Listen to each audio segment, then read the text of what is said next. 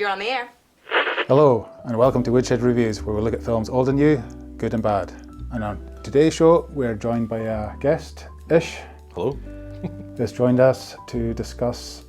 Grosse Pointe Blank? Yeah. Yeah, it's a good one.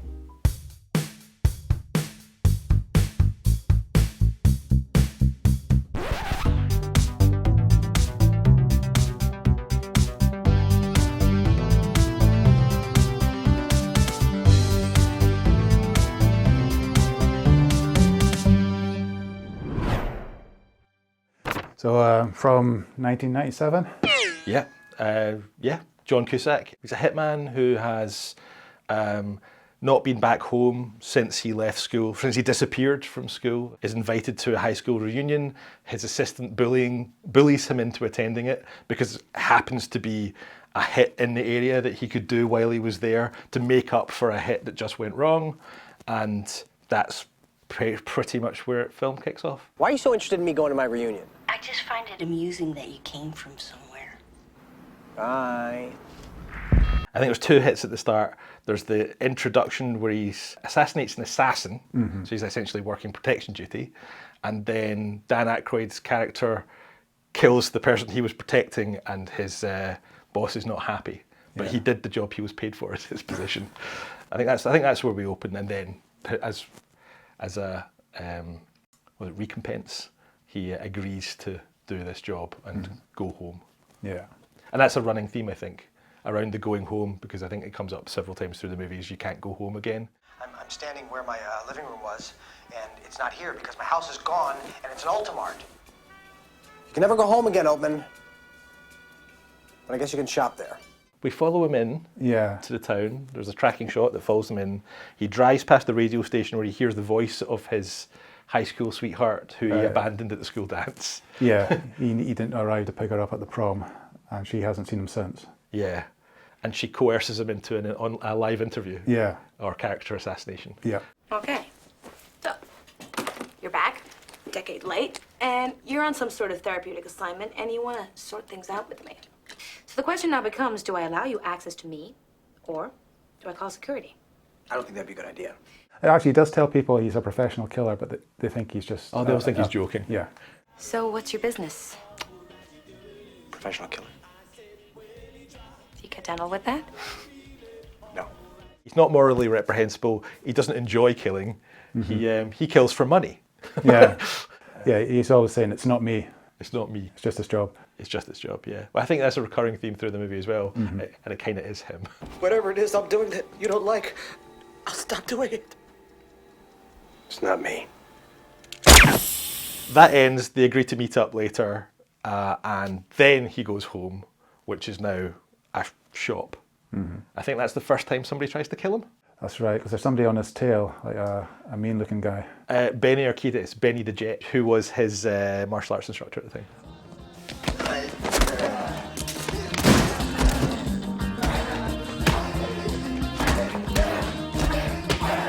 When John Cusack drives up to the mini-mart and he's shocked at his house there, he takes his sunglasses off and he's looking at the mini-mart. Live and Let Die, the Guns N' Roses version of Live and Let Die is playing on the radio in his car. When he steps into the mini-mart, it fades into like an easy listening version of it.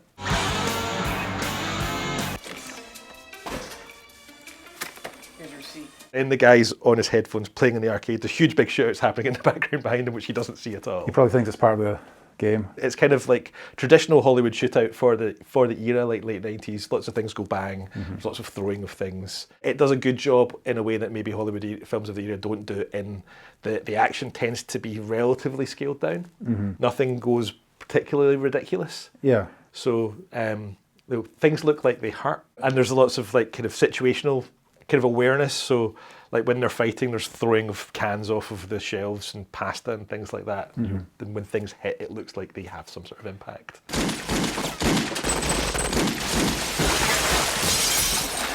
Very good at setting up characters quickly.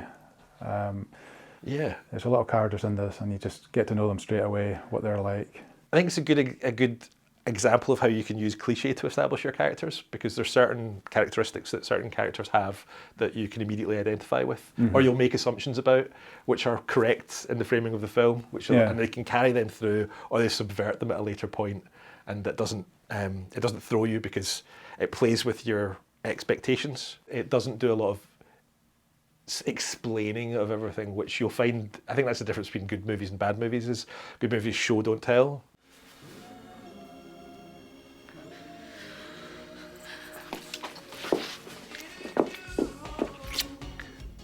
You've got the whole high school reunion thing going on in the background. We're kind of waiting for that to happen, and which gives you a good excuse to introduce lots of characters. Yeah, exactly. And they do it quickly, and you're seeing it. You can relate to it as well. That kind of feeling of coming back to your hometown and seeing familiar faces and having brief conversations with them. I think that's something where it works relatively well when you get that little bit older. Because I think the first time I saw it, I was maybe 19 or 20 years old, and then seeing it. I've watched it several times, but watching it again like a decade after that, when you have maybe done a 10-year school reunion, and even if you've not moved away, you've not necessarily kept in contact with a lot of people, and you see them for the first time in years, and some people are dramatically different and have really evolved, and other people are exactly the same but 10 years older. Yeah. And you see that when he drives up and he meets his old friend who's an estate agent. That's right, yeah. And I think he freaks out the people he's showing the house to. I've always felt very temporary about myself. And looking to the two of you in this house, when my time comes, if it ever does, I want a house like this. I want a wife like you. Yeah, I mean, it's fantastic for doing these things. It just, it doesn't waste any time. No. The dialogue's always sharp and witty. There's a lot of laugh out loud moments. Don't kill anybody for a few days. See what it feels like. I'll give it a shot. No, don't give it a shot. Don't shoot anything. I think a lot of films were doing that in the mid to late 90s after Pulp Fiction came out. A lot of films were trying to have that kind of interplay with dialogue, have like natural, almost naturalistic conversations in between the action, showing you things that you might not have previously seen. A scene wasn't necessarily there to move on the story, it might just be there to deepen your knowledge of the characters, and if they can make that amusing, why not? Take a look at this new listing. Debbie's house. Yeah, it's kind of crept up on you, didn't it? No, you drove us here. I don't think it does it as obviously as some other films does, because you've got like a lot of films, but there was like, I think there's one 3 Days in the Valley, or or eight Heads in a Duffel Bag maybe. I think there's quite a few films that came out that all had kind of novelty titles. Half of them starred Andy Garcia, and they tried to have witty interplay, but a lot of them were just tiring. And whereas this kind of manages that kind of naturalistic interplay between characters that evolves the characters, maybe helps the story. Yeah, I think there's great chemistry with was it Minnie Driver and John Cusack. They played really well together. This, I think, might be her breakthrough role in the US in terms of critical appraisal. Well, she is fantastic, and all the other actors as well. Obviously, Dan Aykroyd as... I've forgotten when he's introduced. I remember how he's introduced, but I can't remember if it's already happened by now or not. Hey, mental telepathy, astral projection, you know. Here you are. Right. What do you want? Dan Aykroyd's trying to set up an assassin's guild. That's probably the right word. Yeah. It's not just a game. Assassin's Creed, I was thinking of, I got that completely wrong. But he's trying to set up an assassin's guild because the fall of the Eastern Bloc has flooded the market with cheap assassins, and the value of their work has gone down. And he wants to keep the price high, and by setting up some sort of guild, they can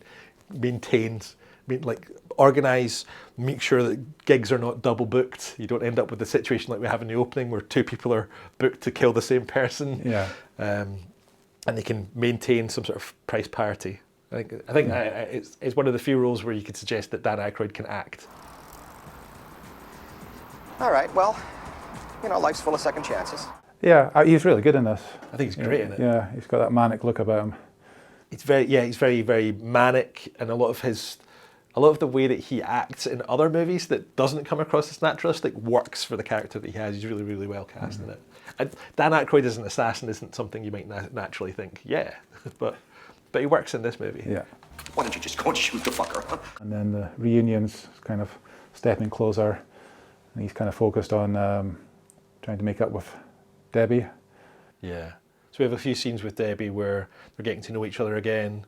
when he goes round to meet her again, it's obviously a very big house because her dad's wealthy. She's still in her teenage bedroom, and they kind of start acting like teenagers again, and it doesn't feel forced or unnatural. Yeah, I thought the chemistry was really good there, and you can tell they had something, and you kind of wonder if they're going to pick up the pieces and carry on where they left off, which is kind of what the film's about in a way. It's a romantic comedy that also happens to be a hitman movie. Yeah.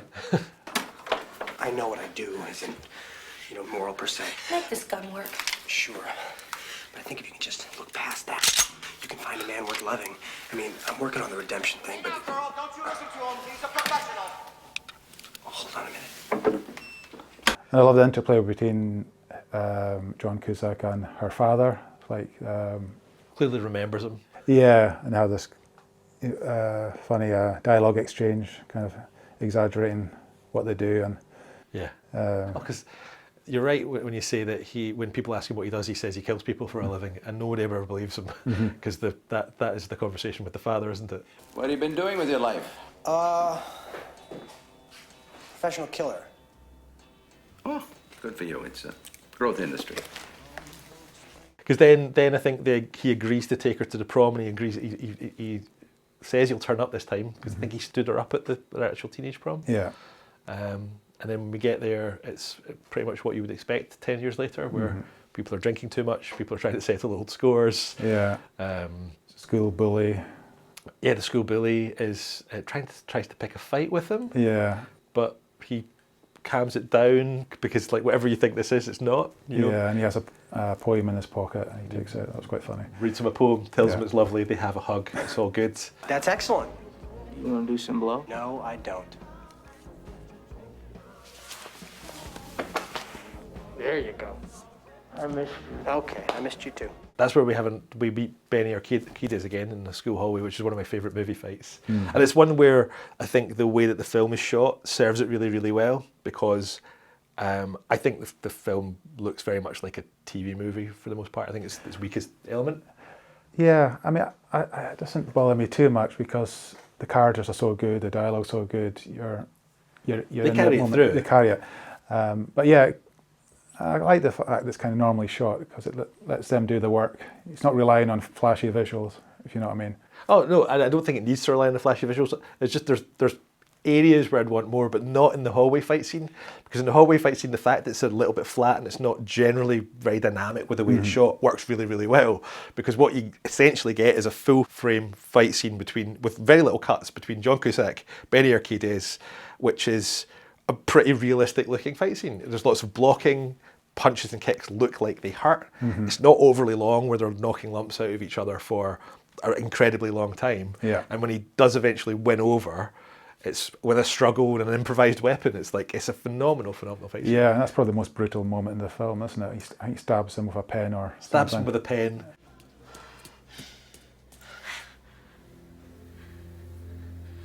It's not me.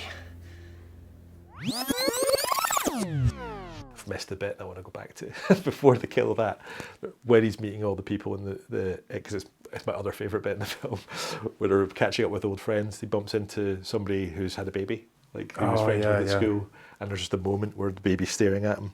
And he's reassessing his life, because a lot of the film is him trying to assess what his position is in life. He doesn't know what it is anymore. He's lost. Yeah. He thinks, and going back home, maybe, and meeting Minnie Driver's character feels a bit of a spark when he sees the baby.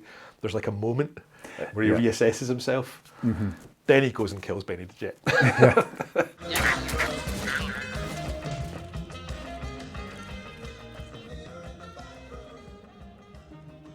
He's back in his hotel room. He's rejected. He's ended his relationship.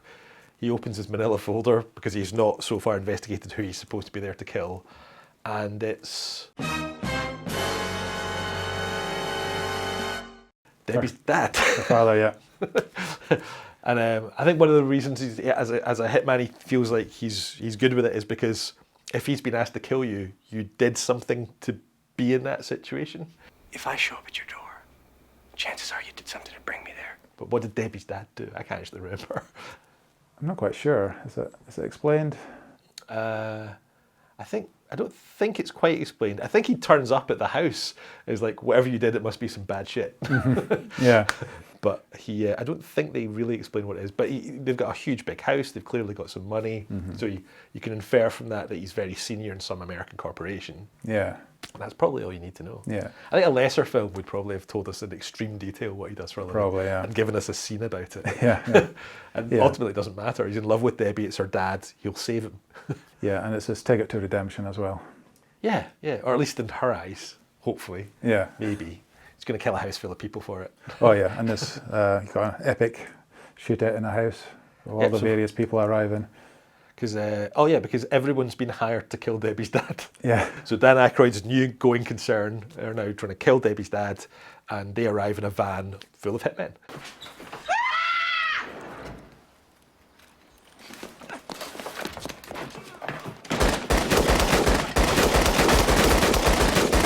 It's a film that, with scenes like that, because I just think it's kind of pedestrianly shot. There's a bit of me that would like a remake, but I can't imagine that a remake would ever get actors of the quality of John Cusack, Minnie Driver, Alan Arkin, like Hank Azaria, Dan Aykroyd. Like, it's a phenomenal cast. John Cusack as well. And Joan Cusack, who we've totally overlooked, because she's a comedy genius all throughout. Yeah, she's very good. It's funny, it's engaging, it's a good romantic comedy. It's got a couple of decent action sequences. It's never dull. It's never dull. Dan Aykroyd looks like he can act in it. Fuck you guys! Hey, I don't appreciate being host. My rating for this, I think it's a solid 4 logs and some kindling. Cool. Yeah, I'm actually going to go higher and give it 5. I just didn't see anything wrong with it. I get the whole visual thing. Maybe it could have had a bit more flair, but it didn't bother me too much. I think it's good to see the actors do all the work and keep you engaged with the characters and the script. I enjoyed it. I'm not going to argue with 5. It could have looked better though. Probably. But it is a great film. It's a great film. Cool. I think anyone would enjoy watching it. Excellent. I want you to think about this, and you don't have to answer it now. But Debbie, will you marry me? You got my blessing. That's our show for today, and I want to thank Ish for joining us. I'm happy to be here. Excellent. And we'll see you next time.